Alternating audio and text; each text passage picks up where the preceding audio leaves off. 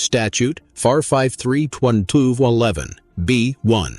All violations must be applied uniformly to be enforceable. Armed with that, I drafted a certified letter requesting hearing records for all lighting citations issued in 2023, mailed it with return receipt, $6.54 postage. The green card came back unsigned. The silence told me I'd hit a nerve. A week later, I caught their chief kneeling by our mailbox again, smartphone camera aimed at the post. I stepped outside with a calm I didn't feel. "You're trespassing," I said. He smirked. "HOA jurisdiction includes common view areas. That's county right-of-way, 22 feet from curb center line." He didn't like hearing numbers. That night I sat at my desk and drew lines on a survey map, property boundaries, easements, the light pole connection. Something about the electrical run bugged me. The HOA's meter was on a parcel technically owned by an old landscape contractor, Brookmere Maintenance LLC, dissolved 2019. Unclaimed assets revert to the county after 4 years, meaning as of April this year, that strip, 12 feet wide, 56 feet long, was public. I called the county property clerk again. "Any record of reassignment on parcel 1918A09223? She typed, "None. It's abandoned." "Why?" I smiled but kept my voice level. "Just confirming jurisdiction." That night, Dana placed a mug of tea beside me. "You've got that look," she said. "The one you had before you shut down that unlicensed elevator crew." She laughed quietly. "Then document clean, Eric. No shortcuts." I flipped open a fresh notebook page and wrote a single line at the top. 17 days since first fake cop visit. Next notice decides tone. I didn't realize it yet, but that parcel, 56 feet of grass and rusted meter, was the key that would flip the whole board. By the 21st day, the HOA had escalated from knocks to letters stamped urgent, Enforcement Acty, ION. They'd started copying my mortgage lender, a tactic meant to spook compliance through financial pressure. The envelope arrived reeking of toner and perfume, as if intimidation could smell like authority. Dana slid it open with her thumbnail while I filmed the unsealing. Inside was a notice of violation, exterior lighting, Section 9B. Same fake clause, only now they claimed cumulative penalties totaling $1,125 and threatened potential lien action if unpaid within 10 days. The signature line read, "Chief Enforcement Officer, HOA Compliance Division." No name, just a flourish. "This isn't even how liens work," I muttered. Dana leaned over my shoulder. "They're counting on you not knowing that." That was the push I needed. I contacted a friend from college, Ben Crowley, municipal attorney, always wore shirts with ink-stained cuffs from jotting notes mid-call. He'd once helped me with a boundary certification issue and loved procedural puzzles. "Eric, they can't file a lien without an adjudicated hearing," Ben said over speakerphone, the sound of typing underscoring his words. "And impersonating peace officers? That's a Class A misdemeanor here. You're dealing with amateurs playing soldier." I asked what the fastest lawful move was.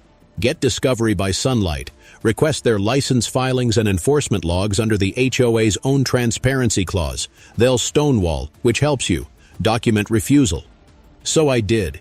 I hand-delivered the request to the HOA office, room 104 in the strip mall by the interstate. Carpets smelled like old glue. Behind the desk sat Marla Brinks, HOA president, all polished nails and realtor smile. She looked up. "You can't just drop by. These must go through channels." "I am the channel," I said, placing the envelope on the counter. "Statute requires physical receipt acknowledgement. Please sign and date." She hesitated, then scrib. Bled initials like someone swatting a fly. Her smirk returned. "We'll review your violations during next month's closed session. Attendance limited to board members only." "I'll bring coffee for the sheriff's deputy then," I replied. Public meeting statutes apply when enforcement actions are discussed. That cracked her veneer. "You wouldn't dare." "I don't dare. I document." Outside, I felt the humidity cling like a film of static. Every story I'd ever heard from neighbors about arbitrary fines and threats suddenly slotted together. This wasn't mismanagement. It was control by confusion. 3 days later, my neighbor Frankie Lopez, retired postmaster with a wheezy laugh, shuffled over holding his own notice. They cited me for having a flag on the wrong side of the porch, he said, incredulous. Been flying Old Glory there since '02. We stood by his mailbox comparing paperwork, the absurdity bonding us like veterans of a small war. Frankie, I said, mind if I log your citation too? Pattern evidence. He grinned. Document away, engineer. Knowledge nugget number 2. Under most HOA charters, a pattern of inconsistent enforcement, especially against specific members, supports a defense under the selective enforcement doctrine, which can void both fines and liens if proven. By the end of that week, I'd gathered 6 similar notices from neighbors. Identical language, varying offenses. One even accused a widow of grass density deficiency. The phrase alone was worth framing. We formed a quiet network, homeowners forwarding notices to a shared drive I set up under the innocuous name Garden Ledger 2024. Dana reviewed them nightly with her compliance eye, tagging anomalies in red. See this? She said one evening, pointing to a signature line. All 6 have the same digital timestamp, 02:17 a.m. Whoever's issuing these is batch printing violations outside business hours. That's automated. That detail mattered. Automation meant a single operator, not a review board. I started thinking in circuits again. Input, logic gate, output. Every system has a flaw. I attended the next HOA community outreach session at the clubhouse, posing as cooperative. About 30 people showed up. Marla stood at the podium under the fluorescent hum, declaring, "Our security officers ensure neighborhood integrity. We take pride in professional enforcement." I raised my hand. Can you clarify which licensing agency oversees your officers? She blinked, lips tight. Our enforcement team follows HOA policy. That's not what I asked. Murmurs rippled. Someone whispered, "What's he talking about?" Marla waved a hand. Moving on. I let it slide outwardly, but inside the gears were turning. If they were unlicensed, their authority was void, their citations null. The key was proving it publicly without tipping them off too soon. Early the next morning, my ring cam pinged again. 2 of their officers pacing near my driveway snapping photos. Dana joined me at the monitor. "They're baiting you," she said. "They're recording harassment for me." She smiled sideways. "Careful, don't turn it into a showdown yet." Still, the temptation was fierce. Each fake uniform felt like a dare. That night, over whiskey with Ben, I laid out the parcel map and violation stack. "They're leveraging fake authority on property they don't even control," I said. He tapped the abandoned parcel notation. "If that strip is unclaimed, technically the electrical meter belongs to whoever files first." I leaned back, heart steadying into calculation. And whoever controls the meter controls the power supply to the HOA lights. Ben met my eyes. Now that would get their attention. Second engagement moment came naturally as I looked over the evidence folder. If you've ever faced an HOA that acts like a private govern, tell me below how you fought back, or how you do it next time. If you're lucky enough never to have one, leave a message for the HOA lurkers scrolling through the comments. They fined me $750 for unauthorized exterior lighting, though the bulbs were the same 40-watt warm whites every other porch had. By the time the citation hit my mailbox, their compliance officer had already posted a final notice, dated 2 days before delivery. 17 days later, 3 men in faux police uniforms knocked on my door at 9:42 p.m. "Welcome to HOA Society. My name's Eric Halstead, civil engineer, father of 1, and reluctant homeowner in the leafy grid of Brookmere Estates, just outside Columbus, Ohio. If you're new here, this channel documents real HOA power plays and how ordinary neighbors push back within the law. I'd appreciate a quick subscribe so these stories reach more homeowners who need them. And tell me, where are you watching from? I like picturing the neighborhoods behind the comments. I remember that night's smell, ozone and wet mulch, the residue of a light storm. When the knock came, I thought it was the delivery guy with the gasket I'd ordered for my sump pump. Instead, a bald man with a plastic badge reading HOA Cops raised a flashlight to my face. "We've had complaints about non-compliant fixtures," he said, gesturing at my porch light like it was a crime scene. 2 others stood behind him, arms crossed, utility belts shining. "I'll review that notice in writing," I said, stepping just far enough onto the threshold to let the camera over my doorframe see their faces. They didn't know I'd installed that after the mailbox tampering incident. He laughed.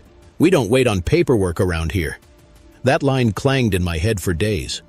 You'd think as an engineer I'd be insulated from this kind of nonsense. My life measured in inches, not whims. But Brookmere's HOA had been spiraling since last year's election when a developer-backed slate took all 5 board seats. They raised annual dues by 12% and hired a compliance team that acted like paramilitary rent-a-cops. My wife Dana had warned me, "Don't poke them until we have proof." Proof came faster than I expected. The next morning, I drove to the county records office on East Main. The clerk, a sleepy man with a coffee mug that said "Certified Keeper of Chaos," slid me a stack of filings. Brookmere Estates Covenant Addendum 2015-04. Page 7 listed enforcement powers. Board may employ security officers registered under ORC 4749.03. A quick search showed none of their names in the state registry. Not one. That afternoon I met Dana at her job. She's an inspector with the State Department of Commerce Building Compliance Division. Her tone was half amusement, half warning when I showed her the document. "So they're impersonating licensed officers," she said, flipping the pages with practiced fingers. "Eric, that's a misdemeanor in Franklin County. I just want them off our porch. Then stay factual. Document every contact. No confrontation." I promised I would. I lied. 3 nights later, a courtesy inspection notice was taped to our garage. Red ink, capital letters, "Access required, interior code violation."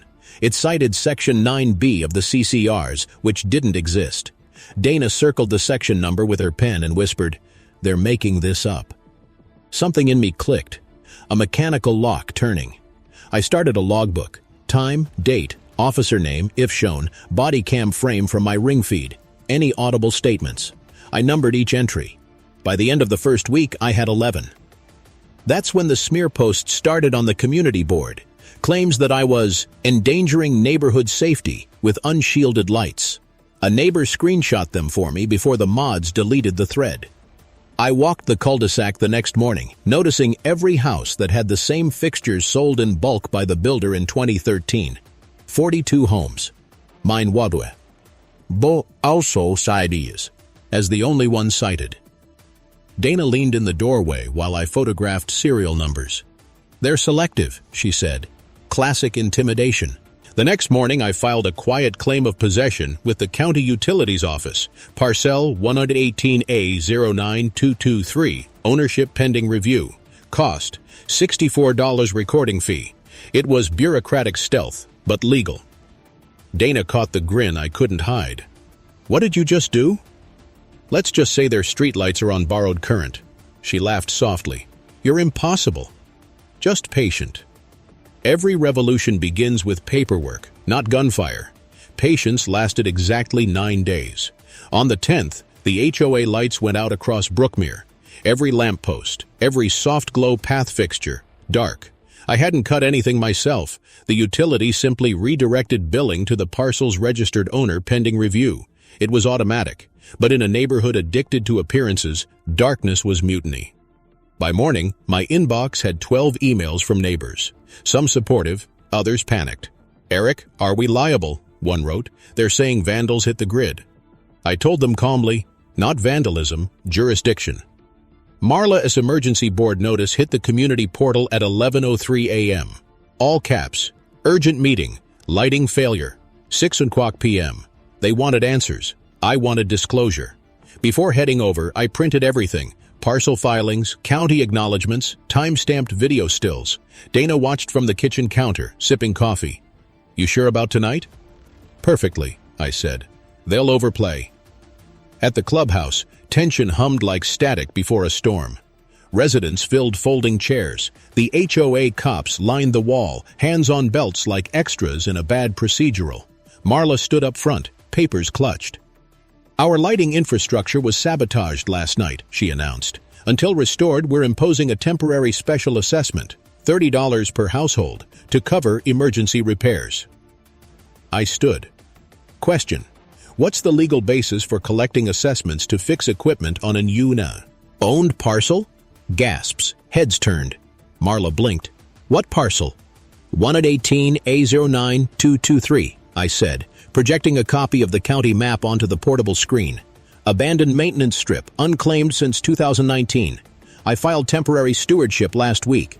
That means the meter, and by extension the lights, aren't under your jurisdiction until a reassignment hearing. So unless you're planning to pay me $30 per household, I'd advise against billing anyone. The room buzzed. One of the board members, Glenn, muttered, "He's bluffing." "Call the county clerk," I said evenly. "Ask for docket entry 5421B. Dana later told me she admired that I didn't raise my voice once. Knowledge nugget number 3. When an HOA relies on common area utilities, control depends on recorded ownership. If that parcel lapses or transfers, so do the maintenance and billing rights until refiled. Marla tried to pivot. Regardless, your interference jeopardized safety. We'll pursue sanctions. Against what exactly? A lawfully filed ownership claim? Or are we talking about the unlicensed security force you've got impersonating cops? Her eyes flashed. They're community safety officers. Registered under which statute? Silence stretched until even Glenn's fake composure cracked. A resident in the back whispered, "Is that true?" I turned slightly toward the crowd.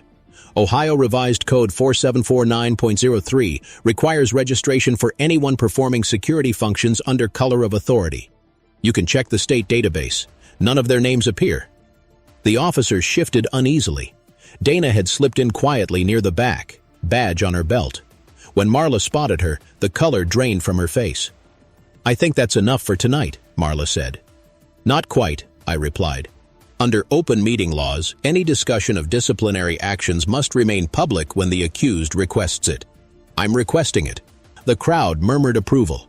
She gathered her notes, muttered something about decorum, and adjourned abruptly. That meeting video went viral in our HOA Facebook group before midnight. Dana read the document that night, glasses low on her nose.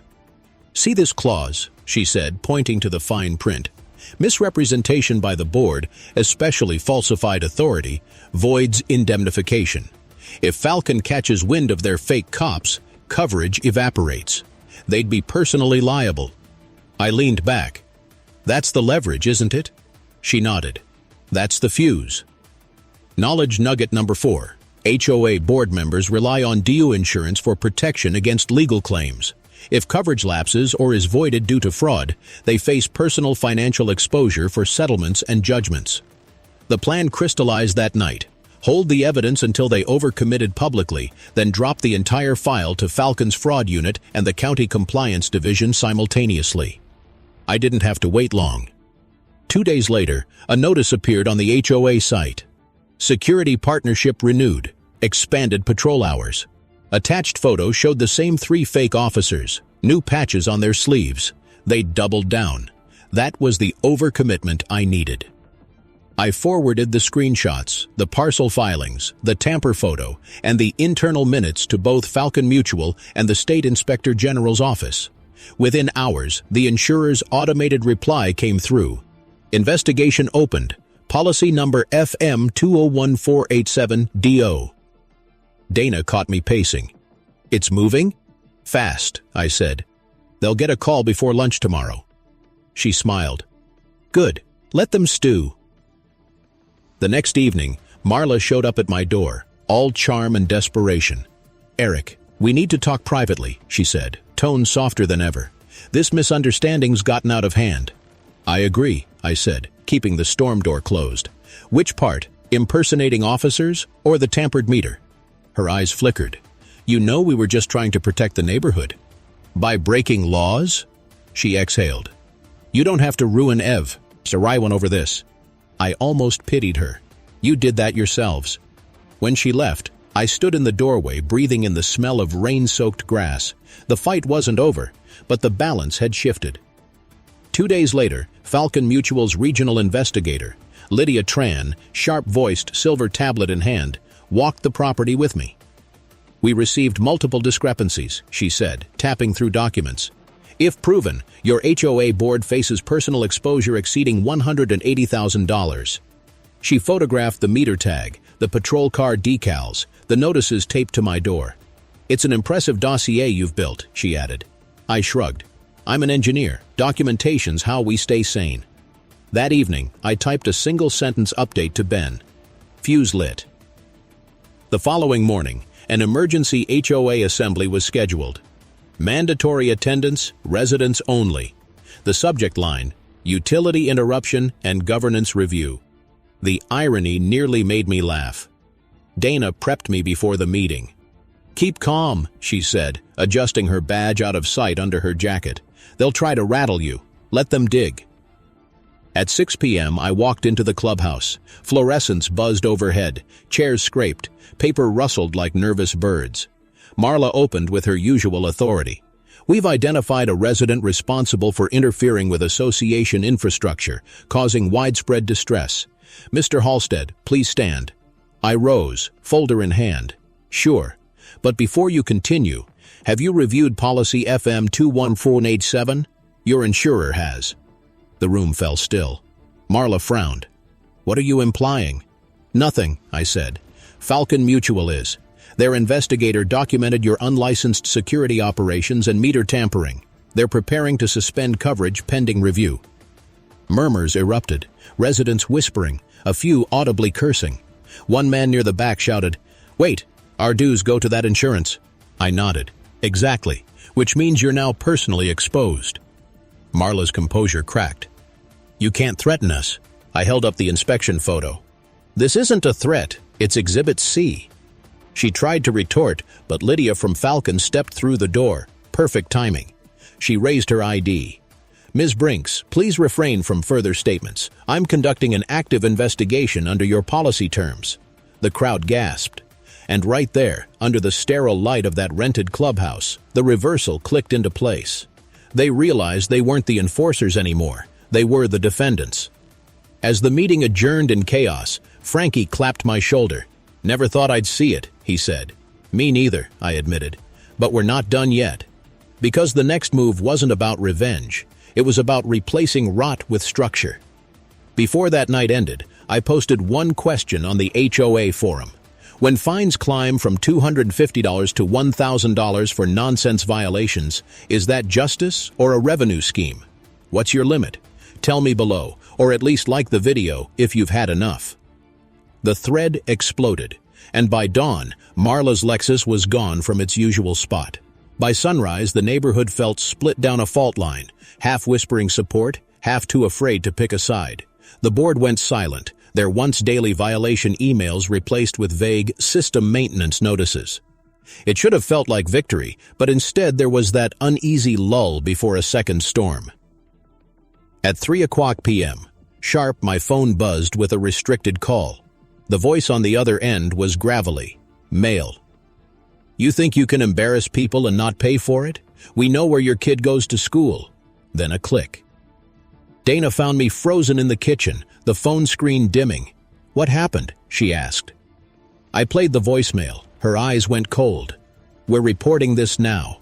The detective who took our statement was named Officer Breck, a tall man with that deliberate calm you only see in veterans. He listened. No. Dead once, then asked if we had a recording. One-party consent state, I said automatically. It's legal here. Good, he said. Keep documenting. You're doing everything right. But even knowing the law was on our side didn't erase the edge of fear that settled into our home that week. I installed motion lights, double-checked locks, added an external drive backup of every file. Dana slept with her phone on record beside the bed. Still, the harassment didn't stop. A safety inspection letter arrived citing potential mold issues in our crawl space. Next came a complaint about visible hose reels, followed by a demand that I repaint my mailbox within 72 hours. Each notice printed in the same font, same timestamp, same nonsense. Frankie dropped by one afternoon, handing me a stack of his own. They hit me too, he said.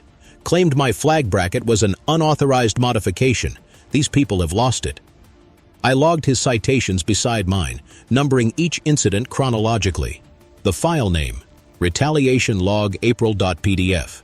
By the end of the week, it was 47 entries long. Dana flipped through the binder one evening. Eric, look at this pattern. Every violation date falls within 48 hours of your last public post. It's retaliation by algorithm. Her voice softened. You okay? I shrugged. Mostly angry. Partly scared. But it's data now, not chaos. That night, as I typed up summaries for Ben, I caught my reflection in the dark window. The man looking back wasn't the cautious engineer anymore. He was someone learning to weaponize calm. Ben called. We can file a restraining petition against the board collectively. Get the county to issue a protective order if the threats persist. Not yet, I said. I want the next meeting recorded before we strike. He sighed. You're playing long game. It's the only way to end it without feed. In their narrative, the next few days brought predictable retaliation. Violation slips for my unscreened trash cans, a so-called safety inspection notice, and an anonymous post accusing me of threatening volunteers. The pattern was textbook. Dana and I turned it into a system. We'd photograph each notice beside that day's newspaper, log it with GPS metadata, and upload to our secure drive. Every absurd citation became another bead on a string of evidence. Then came the 2 a.m. car honks outside our house, followed by a wellness check request to the police, citing domestic disturbance. The responding officer, a real one, found nothing amiss. I offered coffee. He declined but left with a copy of the harassment log. That night, lying awake, I wondered if this was worth it. The low thrum of fear under the walls reminded me of the hospital waiting room when my brother passed, helplessness mixed with resolve. I realized I wasn't fighting for peace of mind anymore. I was fighting for proof that rules could still mean something. Dana reached over, squeezing my hand. They'll trip themselves, she whispered. Bullies always do. She was right. 2 days later, I received an email from Travis Lee, a state electrical inspector Dana had quietly looped in. Attached was a photo. The HOA's meter cabinet, sealed but bearing a tamper tag dated just 1 week prior, signed by Officer Randall, the same fake cop who'd threatened me at the door. Tampering with utility equipment was no longer civil. It was criminal. I printed that photo, slid it into a clear sleeve, and labeled it Exhibit C. That weekend, Frankie and I met by the cul-de-sac mailboxes. He pointed at the dark lampposts. You do this? Not exactly. Paperwork did. He chuckled, that wheezy rasp turning into a cough. Whatever it is, it's working. People are starting to talk. Good.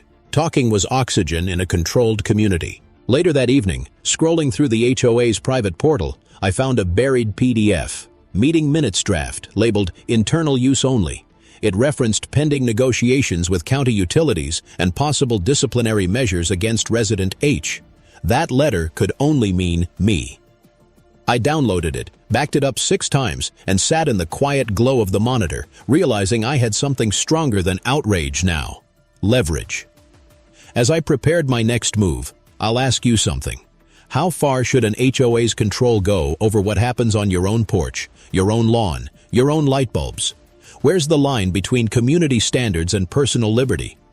Tell me below, because the next step, the one I was about to take, would make that question more than rhetorical. The morning after I found that internal PDF, I sat in my truck outside the HOA office and watched Marla arrive in her black Lexus. She parked diagonally, just slightly over the line, the kind of detail that said the rules were always for other people. She didn't see me. I kept the dash cam rolling. Ben called as she unlocked the door. You sure you want to push this far?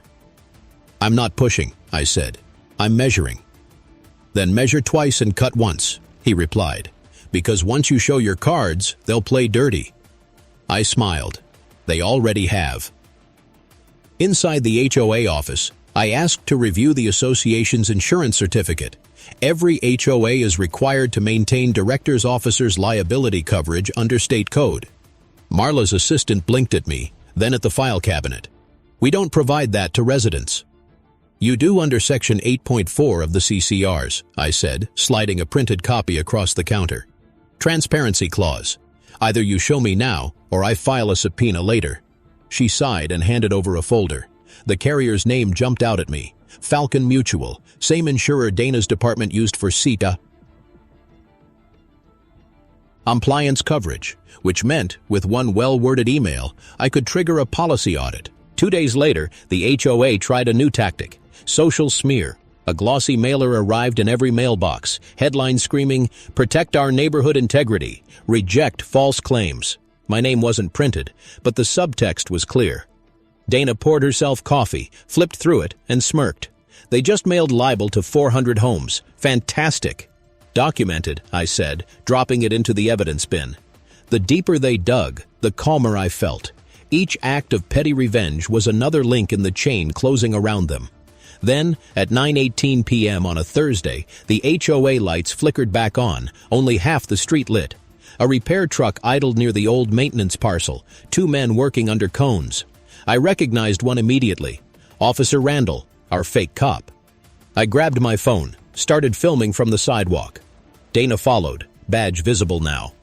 "Sir," she called out, voice sharp, "you are not authorized to service that meter." Randall froze mid-motion. His partner muttered something, then both backed away as a county utility vehicle turned the corner, real inspectors this time. Their supervisor, Martin Chu, stepped out holding a clipboard. "We got a tamper alert from this meter 30 minutes ago," he said, scanning his tablet. "Filed by you, Mr. Halstead?" "Correct," I said. "Filed when I became parcel custodian." He nodded. "Good call. This seal's been broken again." Dana crossed her arms. "Same offenders as before." Martin photographed everything, tagged the line, and called for a police unit to document the breach. Within 10 minutes, Officer Breck arrived, flashing the same calm professionalism. "Mr. Halstead, Ms. Halstead," he greeted us. "We'll take it from here." Watching those fake enforcers being questioned under the same porch light they'd once weaponized against me was its own quiet vindication. Back inside, I sat down, adrenaline humming. "This is it," I said to Dana. "They've crossed from civil violations to criminal interference." She nodded. "And the timing couldn't be better. The insurer's audit finishes tomorrow." Outside, rain started tapping the window pane, each drop a tiny drumbeat counting down to the inevitable reckoning. That night, I typed another post on the HOA forum, half to provoke, half to test reactions.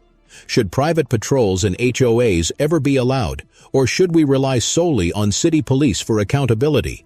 Safety or harassment? What's your take? The replies poured in, dozens deep. Neighbors who'd stayed quiet for months finally spoke up, trading stories of intimidation, fines, and silence.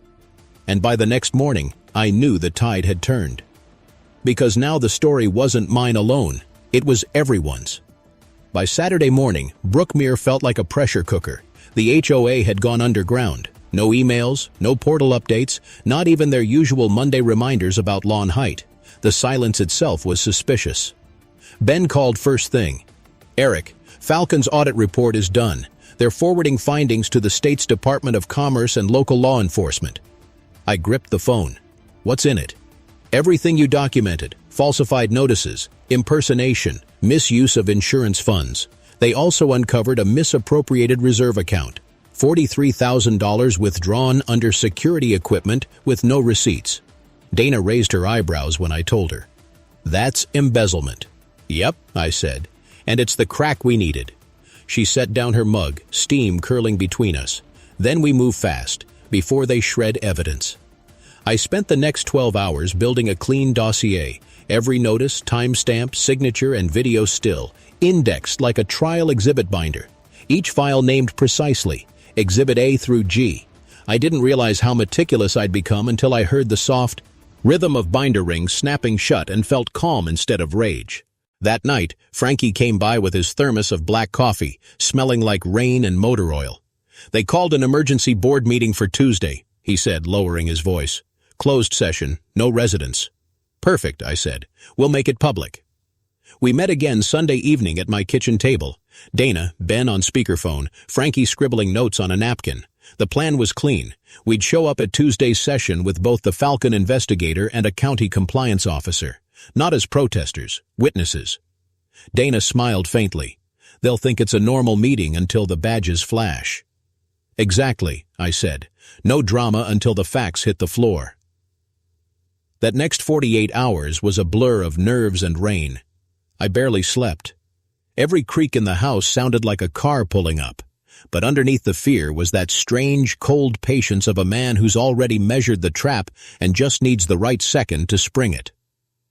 Tuesday came gray and wet. At 6:55 p.m., the clubhouse parking lot shimmered with puddles. Marla's Lexus was back, parked perfectly this time. She must have known the stakes. Inside, I counted 12 residents scattered across the folding chairs. The board sat at the front, stony-faced. When Marla announced the meeting in executive session, I raised my hand. "Point of order," I said evenly. "Under Article 5, Section 9, closed sessions are limited to personnel or litigation. Neither applies here.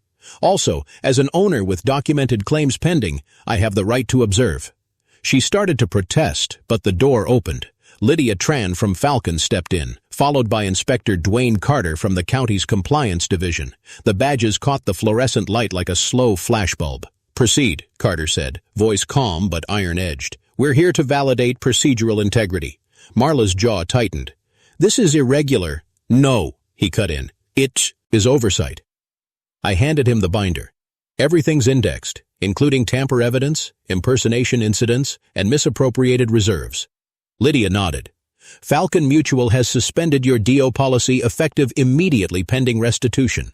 Any further action without coverage will expose each board member personally." Glenn, the treasurer, went pale. "Personally?" "Personally," she confirmed. The sound of paper shuffling filled the silence. Marla tried to recover. "These allegations are supported by your own minutes," I said, sliding the internal use-only PDF across the table. "You authorized all security hires under your signature." Carter tapped his pen. "And none of those hires were licensed under state code, which means you authorized illegal enforcement operations." The air in that room thickened. One of the fake officers, Randall, lingered by the back wall, suddenly very interested in the floor. Then came the sound, soft but final, the metal latch of Carter's case clicking shut as he said, "This meeting is now under official review. Any attempt to delete or alter records will constitute evidence tampering." That was the moment I'd been waiting for. The shift, reversal number 1 complete. As the room erupted in whispers, I stood there, still. The only movement was my breath fogging slightly in the cold AC air. Dana caught my eye from the side door, gave me that half smile that meant, "You did it, now finish it." Outside, rain was falling again, harder now, turning the parking lot into a mirrored sheet of light. The Falcon SUV idled nearby, headlights slicing through the wet dark. As I walked toward my truck, Frankie jogged up behind me. "Eric, you really think they're done?" "Not yet," I said. "Tomorrow the dominoes start falling." Because once oversight entered the room, exposure was inevitable. Emails, contracts, expense reports, all with times, tamps, and names. I looked back once at the clubhouse windows glowing in the storm and said quietly, "They just lost jurisdiction." Before driving off, I typed one last question to the comment thread that had blown up overnight. If an HOA officer falsifies authority or tampers with property, what punishment fits? Suspension, fines, or jail? Be honest. What precedent should we set? Then I closed my phone, rain drumming steady on the roof, and waited for dawn. By morning, Brookmere buzzed like a hive struck by a stick. The news had broken overnight. A small local outlet ran the headline, "HOA under investigation for impersonating officers, misuse of funds." A neighbor texted me the link before I'd even had my coffee. Dana leaned against the counter, reading aloud. "State investigator confirms multiple violations. Insurer suspends coverage. County reviewing parcel ownership dispute." She lowered the phone, half smiling. "That's you, love. You're the parcel dispute." I didn't want to gloat, but I couldn't help the grin. Guess we just made the morning edition. By noon, Falcon Mutual's audit report had gone public record, 8 pages of dry but devastating prose. It listed everything: unauthorized security activity, insurance misrepresentation, and diversion of funds. The numbers were precise, damning. $43,287 unaccounted for. 4 individuals named. That afternoon, Marla called an emergency town meeting at the clubhouse, pretending she still had authority. I went, camera rolling quietly in my pocket. The rain had stopped, leaving that heavy post-storm humidity that makes paper curl and tempers quicken. She stood behind the podium, hair pulled tight, voice brittle. "We're victims of misinformation," she began. "Certain residents have misled insurers and county officials to sabotage your HOA." I waited until she gestured toward me, including this man, before walking forward, folder in hand. "False statements are still statements," I said. "Let's correct a few." Lydia was there again, sitting quietly near the back, now as a neutral observer. Carter from the county followed a few minutes later, flashing his badge at the door guard before stepping inside. The room fell silent at the sight of him. Marla's words faltered. I took the mic. "Every claim I made is verified in this binder. Parcel filings, video logs, certified letters, timestamps. Every one of you can request copies under open records provisions. And as of this morning, the county has frozen HOA accounts pending audit." A low murmur swept through the residence. Carter cleared his throat. "For the record, the association's officers are under investigation. No penalties to homeowners are valid until this matter concludes." Marla snapped. "You can't say that publicly." "I just did," he replied. Someone in the back laughed, that kind of release laugh people give when the fear finally cracks. Frankie stood up, voice hoarse. "You fined me $300 for a flag. You gonna refund that too?" The room erupted. Voices overlapping, some angry, some relieved. Carter let it roll for a few seconds before raising a hand. "Everyone will have their say, but I will remind you, retaliation or tampering will carry separate charges." That shut the noise. Then slowly, Dana rose from her chair near the door. She pulled out her badge, state inspector credentials gleaming under the fluorescent light. "For anyone still wondering," she said, "this investigation has been reviewed at the state level. And yes, impersonating an officer in Ohio is a misdemeanor punishable by up to 6 months and a $1,000 fine per incident. There are at least 12 documented here." The silence that followed was surgical. I turned slightly, letting the camera in my pocket catch Marla's expression. She looked cornered, small, and very aware of the walls closing in. Carter closed his folder with a solid thud. "Effective immediately. Brookmere Estates HOA is placed under administrative receivership until an interim board can be elected." That line detonated the room. People gasped, some cheered. One older resident started crying. I exhaled slowly.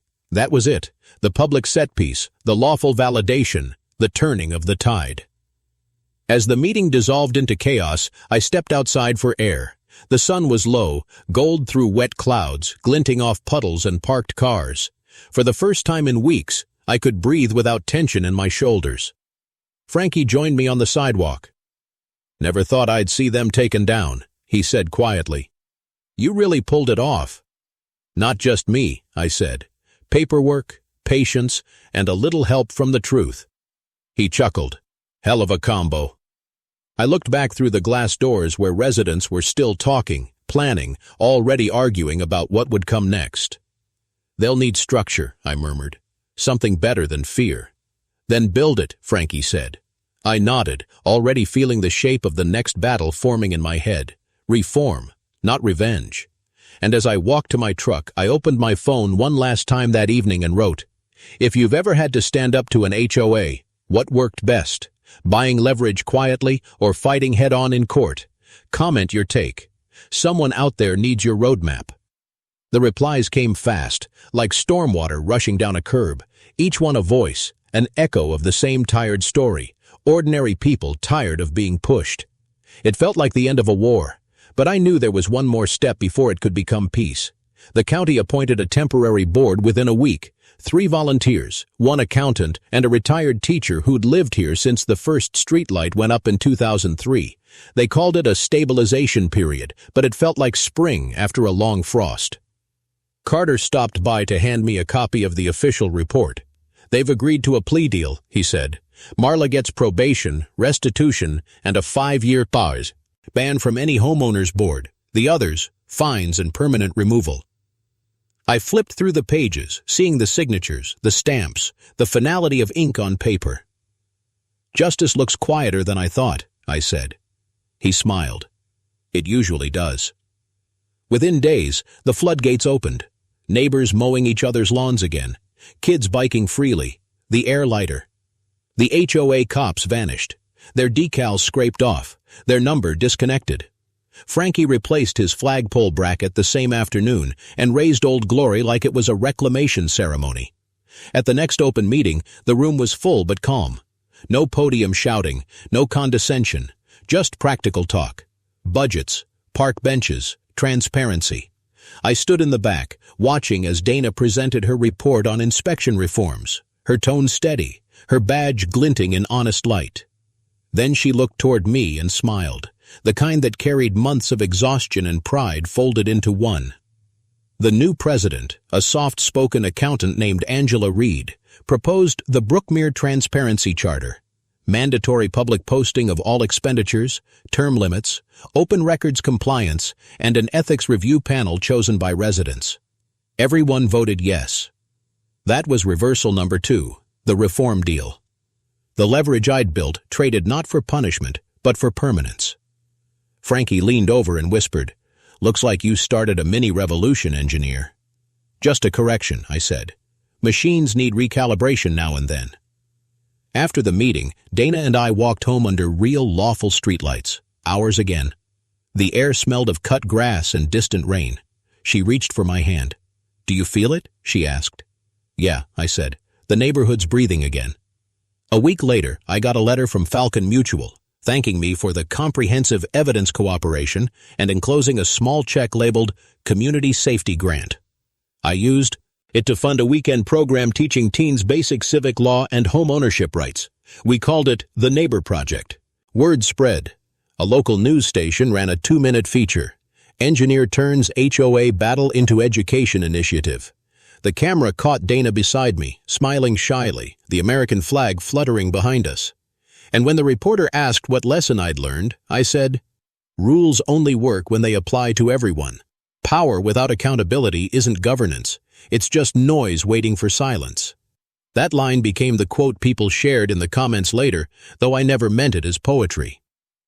If you believe I fought the right way, and this is how these stories should end, leave a few words in the comments for a friend who's still fighting their HOA. Subscribe so the next story finds you first, and share this so someone else remembers that law still matters. We built communities to protect each other, not to police each other. That's on us. In the months that followed, the reforms held. Dues dropped by 8%. Every board meeting streamed online. A child's lemonade stand license was approved unanimously, and the old patrol car got sold to fund playground repairs. I kept the parcel deed framed above my desk, 56 feet of grass that started it all. Sometimes, late at night, I'd walk past it and think about how close it came to breaking us, and how instead it built something better. The porch light glows soft and steady now, no longer a crime scene, just a light. And as I watch it spill across the driveway, I whisper the same words every time, half promise, half habit. On to the next case.